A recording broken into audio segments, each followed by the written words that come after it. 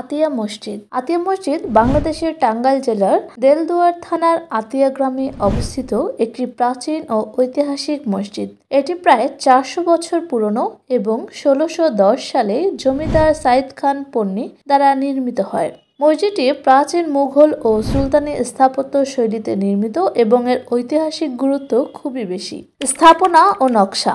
আতিয়া মসজিদটি নির্মিত হয়েছিল লাল ইট দিয়ে এবং এতে মোট একটি বড় গম্বুজ এবং 3টি ছোট গোলাকার গম্বুজ রয়েছে। মসজিদটির দৈর্ঘ্য 18 মিটার এবং প্রস্থ 12 মিটার। এই লৌহজং নদীর কাছে অবস্থিত, যা এর সৌন্দর্য আরো বাড়িয়ে দিয়েছে। মসজিদের দেয়ালগুলোতে চমৎকার টেরাকোটা ফুলের নকশা ফুটিয়ে তোলা হয়েছে, যা মসজিদের স্থাপত্যের সুলতানি ও মুঘল শৈলীর নিদর্শন। বাংলাদেশের 10 টাকার নোটে আতিয়া মসজিদের ছবি দেওয়া রয়েছে, যা এই মসজিদের গুরুত্ব আরো বাড়িয়ে দিয়েছে। কিভাবে যাবেন? ঢাকা থেকে টাঙ্গাইল যাওয়ার জন্য সড়ক পথ ব্যবহার করা যেতে পারে।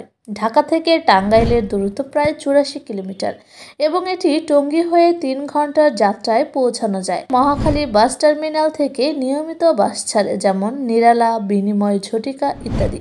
টাঙ্গাইলের পুরাতন বাস স্ট্যান্ডে নেমে সিএনজি রিকশায় করে পথরাইলে বটতলা আসতে হবে এবং সেখান থেকে অল্প দূরত্বে মসজিদে পৌঁছানো যাবে। আতিয়া মসজিদ ছাড়াও আপনি করটিয়া জমিদার বাড়ি, দেলদুয়ার জমিদার বাড়ি, মাওলানা ভাসানীর সমাধি ও জাদুঘর এবং মাওলানা ভাসানী বিজ্ঞান ও প্রযুক্তি বিশ্ববিদ্যালয় প্রদর্শন করতে পারবেন। ভিডিওটি ভালো লাগলে চ্যানেলটি সাবস্ক্রাইব করুন, লাইক, কমেন্ট এবং শেয়ার করে পাশেই থাকুন। ধন্যবাদ।